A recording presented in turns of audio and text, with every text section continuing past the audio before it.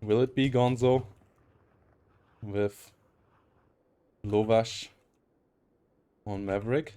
Or will it be Inshaa with Raima Rapana on Maverick? Both picking Axis divisions. Oh no, it's balanced actually for Gonzo. Okay, before I make that mistake, we're gonna change that. And here we go. Balanced versus Maverick in this matchup. Interesting. Really, really interesting. So, should be an insane grand final here now. Between these two. Would be a really, really good game. Both divisions that these players absolutely know how to use. We saw Lovash demolish Gers in the semifinals. Gers didn't stand a chance. But Raima, a division that both of these players absolutely adore. And that is really, really scary. Bobra also better for Maverick than Krupa, I think. So Inshaa will have a bit more shots here on succeeding. As about to go in here. Gonzo for sure knows how to pick and ban, yeah. He really perfected that over the last couple of years. One of his big strengths, for sure. He is an insane monster in-game, but he's also a really, really scary opponent outside of the game. The mind games and the picks and bans are great. Tyran is really scary. We are going into game number 4 here, everyone. And it's a really, really cool one. We are on Bobra, and we are in with two divisions that these players really adore. As we have on Gonzo on the left side here, with first Lovash, whilst Inshaa on the right side comes in with Raima Rapana, and it's once more a balanced versus Maverick income. Once more on the river map, but this time there are a lot more bridges to get onto the other side. 6 bridges on this map for Inshaa to cross. So should be an interesting match. Picks and bans, relatively standard. Gonzo banning DFL, 26 Panzer, 43rd Reserve, Task Force 45, and Sil, a division that he lost earlier against, whilst Inshaa bans 2nd Infantry, 7th Mechanized, 97th Guards, 17th SS, and Krupa Hartonek. So really, really standard picks and bans this time. Really nothing out of the ordinary out in there. Yeah, showing you that these are absolute professionals in it. Not really forgetting anything. And yeah, in the end, picking two divisions that they are pretty close to their playstyles. And yeah, Gonzo with really great infantry, good light tanks here with the Tyrants. On the other side, great infantry for Inshaa, great CQC infantry, which is his favorite style of playing the game. Solid air, small mortars coming around as well once more, and so on. So really an Inshaa style division. Let's see what he can do with it. And if you want to support these players in their efforts, you can do so, guys, via Match Reno and via the link here. And the coolest thing about this is you don't even have to pay anything. You can go to Match Reno and you can just visit the two websites here of Lucid Sound. The first one is here. If you click this second dot down here, you see the second websites. And for each website you visit, you add 20 cents to the prize pool. You can do the same here with Power A. Their websites are a bit more hidden. You can also subscribe to their YouTube or so. And you don't have to pay anything. And you add real money to the prize pool that will be paid out to the players in the end directly. We are currently at $161. If we go over $200 before the end of the crowdfunding, the players in Division 2 to 4, the winners there, will also get a part of the prize pool. So if you want to help out the lower divisions, feel recognized a bit as well, maybe help out getting it over it. If everyone in the chat right now would do a couple of these, we would easily get there. So yeah, maybe take the time now to get there. And if you're on YouTube, you can find it down in the description below. And also, if you're on YouTube and you like competitive Steel Division, maybe consider subscribing, as a lot of competitive Steel Division is happening on this channel. This is the home of the Steel Division League, of all the great tournaments happening around this game. So yeah, consider leaving a like, leaving a comment, so that more people see this stuff. And yeah, let's see. Tyran 2's coming in here, Schwallose, 75mm guns, good amount of Carrick Power Sock. And Gonzo and Honor in Inshaa in game number 4 here. And that means Gonzo with the 2-1 advantage in this best of 5 on Matchball. He could make it happen. He could get his 6th championship in this game. His 6th SD League out of 9 seasons. Only 3 titles he hasn't gotten in over the last 8 seasons. One went to Nilla, one went to Karma in a which was a rematch between Gonzo and Karma. They met twice. Once Gonzo was victorious, once Karma was victorious. Karma by now has moved on to be the god of Wano, being the champion of the first Wano League there, Wano League Season 0. And the first season was won by Sean, but all the others were won by Gonzo. He is the best Steel Division player of all time. And Inshaa in game number 1 though, showing that he absolutely can keep up with Gonzo. Game number 2 and 3 felt like he was struggling a bit with the strategies. Got a bit outsmarted there by Gonzo in the picks and bans and in the execution. Let's see if he can do it one of his favorite divisions now though. Let's see if Raima Rapana can get the job done here, or if the Turans and the Hujaroks and the Carrick Pararzok are too much for him to overcome here. Gonzo, once more, will be the one on the defense. Only has to hold out. Only has to play the defensive game here. Though, I say only, but against Inshaa, that's never easy. Inshaa will have a pretty massive point advantage in B-phase, and will try to press that home. So let's see if Gonzo can stem the tide, or if Inshaa's CQC infantry spam here will be too much for him. Latti's coming around in the south. 122mm artillery piece coming in from the get-go as well. Bekutine AA, really great. One of the best, most cost-efficient AA pieces in the game. Sissy infantry snipers in the north together with Taka and Puya snipers, which are pretty great as well. Your carries, obviously great CQC infantry. So the Suomi is the best SMG in the game. The Finnish have Suomis all around their infantry. And the carries get some SVTs and some Molotovs on top of that. Hujaroks on the other side, the Hungarians, pretty great on the mid-range, solid rifles, and decent amount of LMGs, helping them out to really stem the tide. The SMGs of the Hungarians, not terrible either, but not quite on the same level as the one of the Finnish. So, in the CQC fight, Inshaa has the leg up for sure with his division. On all the mid and long range fights though, the Hungarians will win out. So Inshaa will need to find a way of how he can get his units into the positions he wants to be. First goal here of Inshaa seems to be getting into this position in the north. Both sides having relatively slow transports as the game starts here. Bot D here with only 60 kmh, and the same is nearly true for the 4A. It's a 75 kmh truck, so it's not quite as slow, but it's a relatively slow truck as well. We see the newly buffed Sykos Pioneer here, which are double flamethrower squads with only 5 hit points, but double flamethrower for 20 points is quite nice. And down here in the south, most likely a pretty defensive setup for our player in the red, as the game is going to go in here now.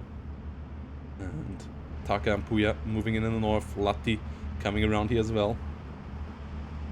Taka and Puya unloading. And the 1410 is taking in here now for Inshaa. Kiran 2 moving around. Hujaroks, Eric Pararsok moving around. Latti on the fire in the south. Yeah, Gonzo obviously purely defensive there. But already a 1410 now for Inshaa. Capturing the flag over here, capturing the flag in the north, and pushing a lot of pressure in here. Lattis and he carries moving up. Good amount of Hujaroks trying to move around here. Have to be careful with the double flamethrowers on their side. The carries on the flank as well. Ratsu Pioneers coming in here as well. 3 Suomis. TNT. Double sniper here with the Taka and Puya. Trying to get the guys down here as well. Hujaroks deal a good amount of damage on this range. So, need to be careful. Not quite in range of the rifles. The FEG is the strong point of the Hujaroks. Dealing more damage than most rifles. And you have 13 of them, so that's really where the damage output comes in. At 500 meters, the Hujaroks really start to show their prowess. But Takampuya here still getting eliminated. Ratsubeki not able to stem the tide here on their own. They need to get support in another way. No AA here in the north for Gonzo. He has one Nimrod in the south, but in the north, nothing like that. So the Planheim bombers, really cheap bombers, can come in here, can try to pin this all down. Carries moving forward. Bombs are dropping, and they are kind of needed here. Will land around the Hujaroks. Force a lot of them back. Turan 2's hard to beat with the armor that Inshaa has. Will need to rely on anti-tank guns mostly against him, as his T-26s don't really stand a chance there, as they don't have the rate of fire. Nimrod now coming in the north, so Planheims in the future will have it harder to do the job there. Inshaa on the 13-11, now 12-12. The Ratsubeki get pushed back. Tries to get into CQC range here, but that's not super easy. We have a big artillery gun down here. Trying to open up a hole in the defense of Gonzo in the south. Gonzo moving up with the Turan 2. This guns over here will take damage over time. Meanwhile, Turan 2 over here dealing some nice damage. The 50mm mortar of Inshaa trying to pin down the units in this forest, maybe killing them off, maybe pushing them back so that the flag gets automatically into his zone of control. Getting a 13-11 onto Gonzo. And this time around he for sure needs to take down Gonzo more than on the Krupa map if he wants to hold out in the long run. He needs a bigger advantage than he had on that map. Ooh, and this is not a great start. Turan 2 opening up fire against the 122mm gun. 122mm gets the kill though. Ooh, was heavily stunned, but is able to do it in the end. Lucky shot there. Turan 2 gets killed off, but this gun needs to run now. More Turan 2s coming up to try to get the kill there. This gun should get the hell out of there instead of sticking around. Yeah, is falling back now. Might be able to break line of sight there, or the Turan 2 can get on top of it. Only needs to fall back a bit further. Bekatine up on the hill maybe has a chance of killing a Turan 2 as well if it tries to cross. M42 guns coming around. Ratsubeki moving into the forest. They should beat these Karasok in the CQC fight, as they have an automatic rifle that can fire under range, and they have two Suomis. As I said, the Danuvia 43, not a bad SMG. Suomi is a good bit better though.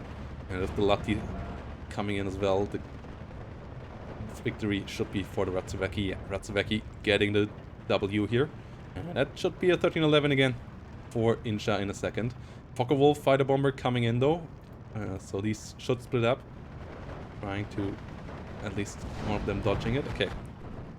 Bekatine not close enough to get any major damage onto the Focke-Wulf, but still a 13-11 now for Inshaa. In the north though, the Turan 2s really created a perimeter of death around in the forests here.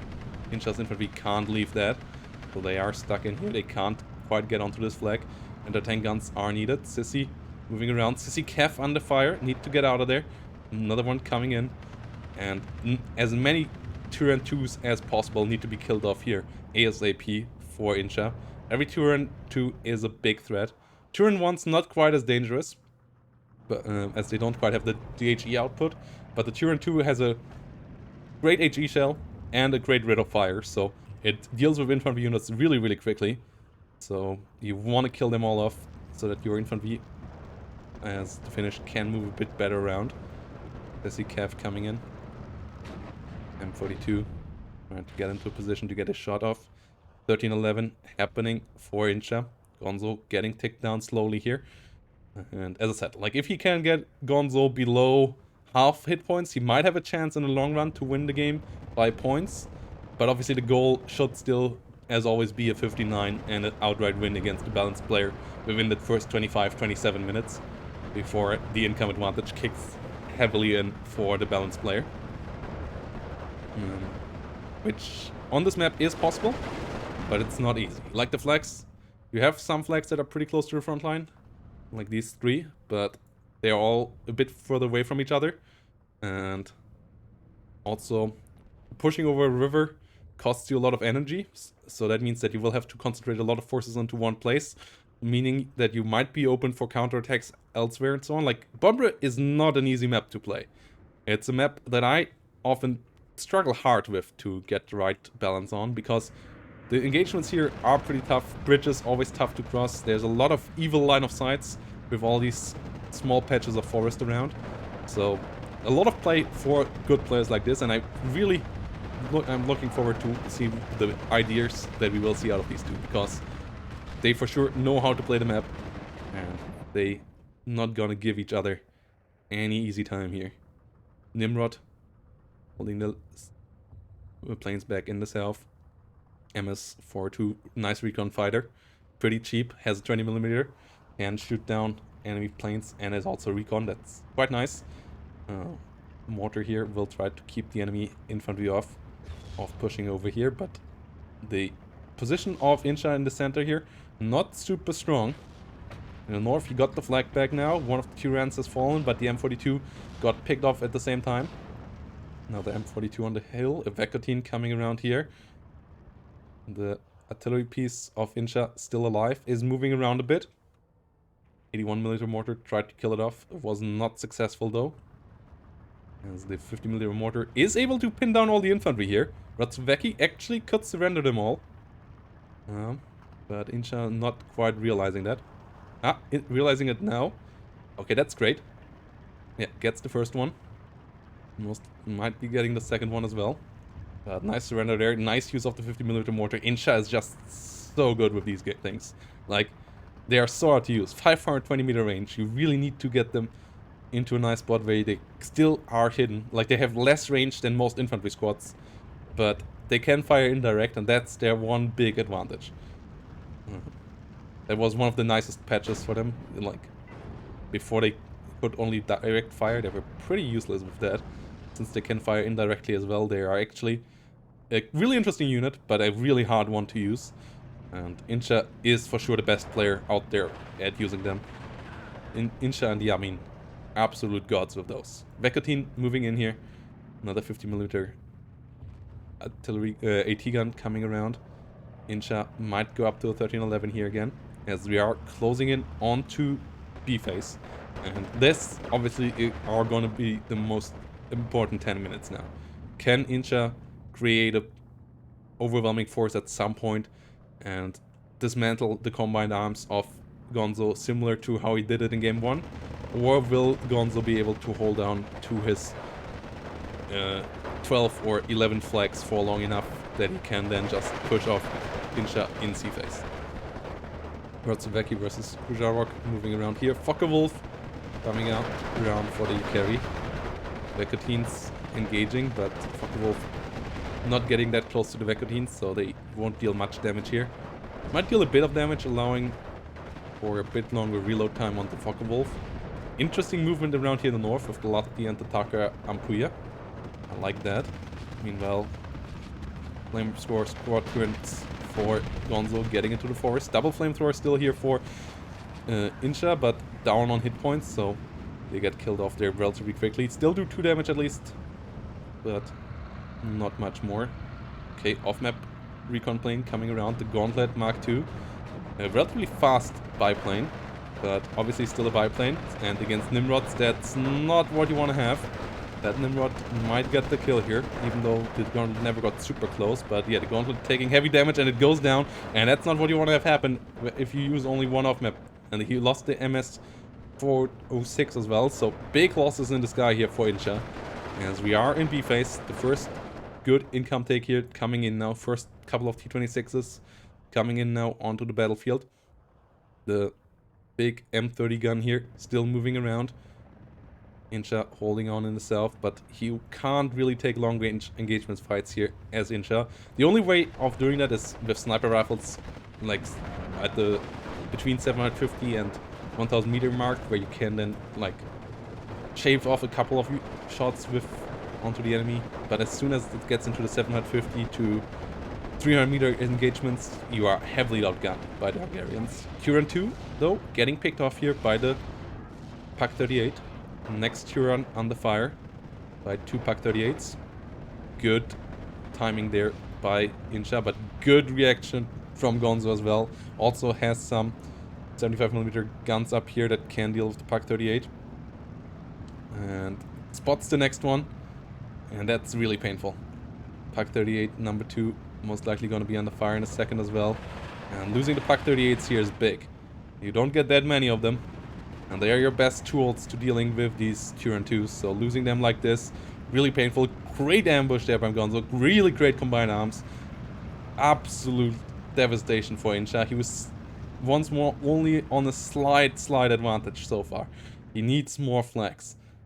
His game so far not looking great for Inshaa, flag-wise.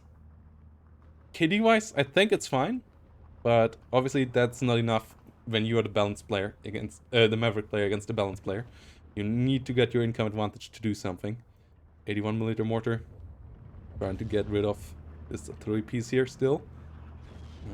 It's still moving though, so it won't get on target. Sissy coming around in numbers. And Gonzo holding on to his flags really nicely. Turan 2 here in a nice spot.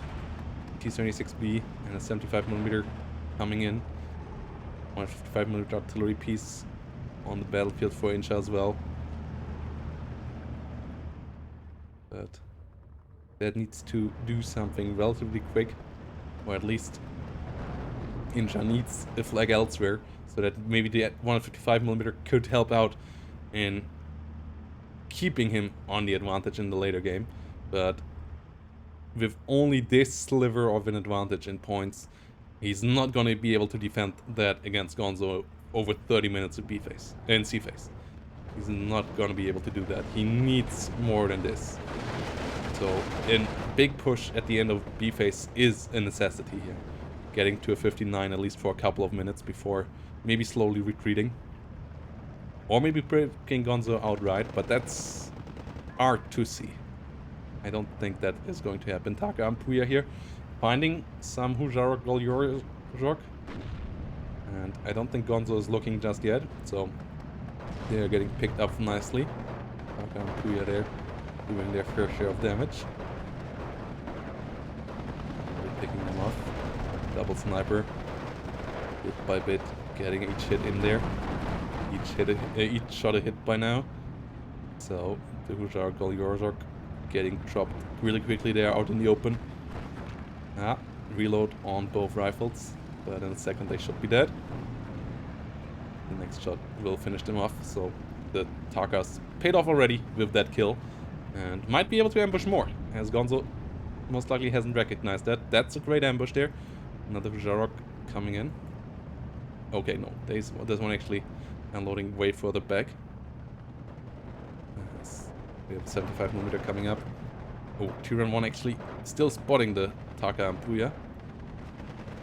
I would have thought they would have been hidden by now, but you can see Turan 1 not quite as deadly as the Turan 2. So Puya will get out alive even as a two-man squadron. So killing off all the Turan 2s would be really, really great for Inshaa, but he's far from doing that. Really far. Finally using his big artillery gun here, but still only a 12-12. And that is pretty painful. Killed one more in here. Finally a 1311 in here. The 122mm gun doing a good job here. As the T-76 moves forward. 25mm here in the rear, being annoying. The carries try to cross over here now. Turan 1's coming in. Lattis can deal with them as well if they get in range. They are not right now though. More Sissy Cav coming in. A big swarm of more units in the south. Turan 2 sitting around here. A great Hungarian artillery piece here coming in for Gonzo. The 149mm great artillery piece. With radio and all. 155mm pretty similar, but slower rate of fire. Like the amazing thing about this thing is that it has 6 rate of fire. And whilst only being 15 points more expensive, it has nearly double the damage output to the 155mm. So that's what makes this such a great big gun. 6 rate of fire. Whilst usually that is in the range of 3 to 4 rounds per minute with guns of this caliber. So this gun of Inshaa might be dead soon. Might get 1 or 2 more shots out.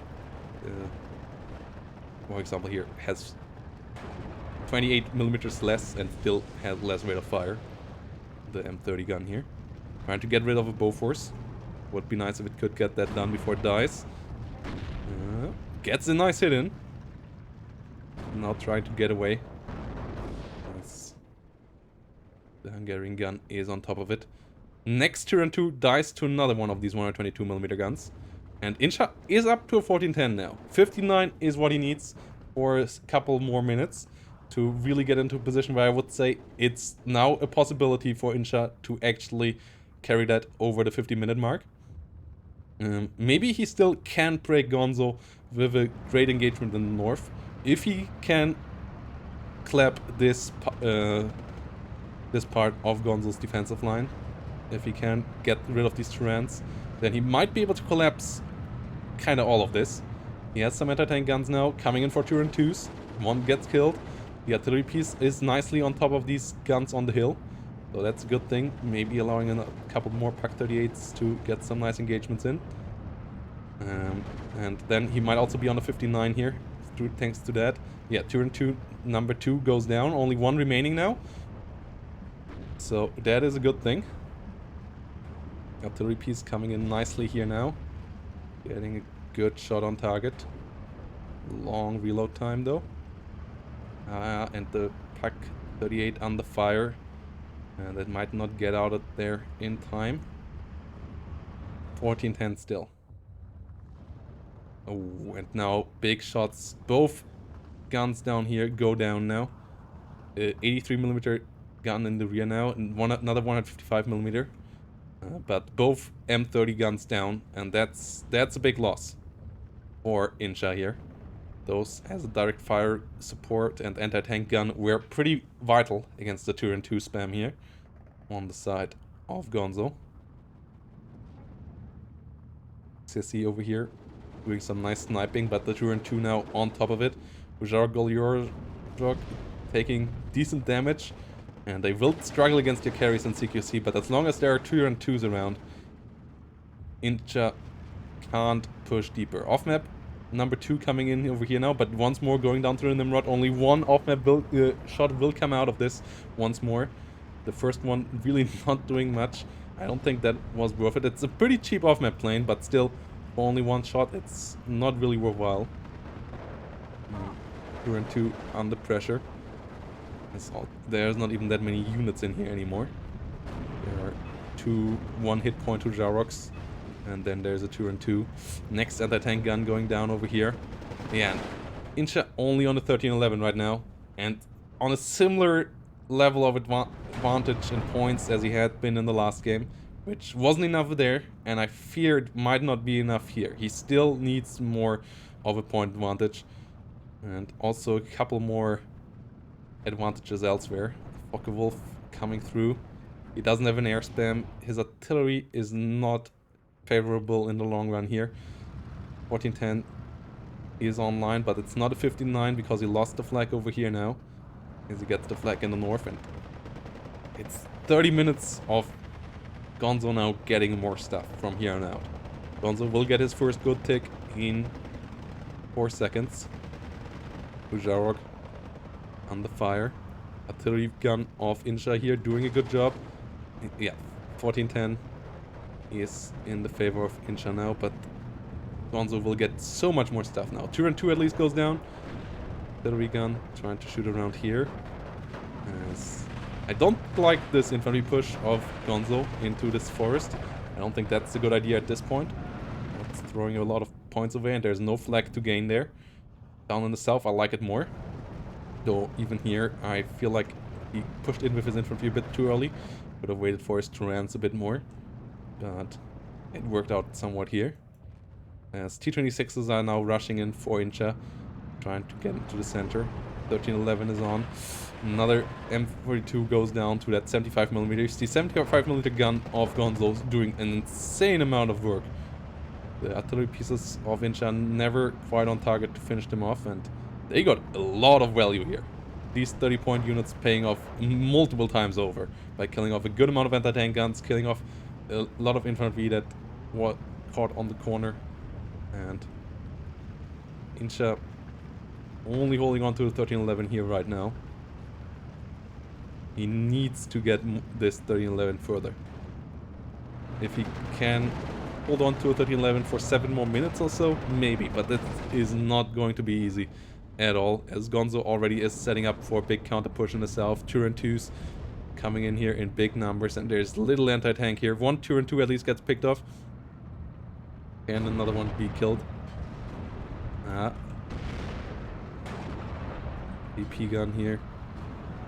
Pretty similar to the gun used in the Turn 2 actually. With 12 rounds per minute and so on. But not able to get the kill onto the second one. If he would have killed 2 of these, maybe. If he can kill off the AA, maybe. Like, there's a lot of things that he could exploit if he would get a bit more done, but he doesn't. And Inshaa says, nope, it's not gonna happen. And yeah, Gonzo in the end, way up in the KD already.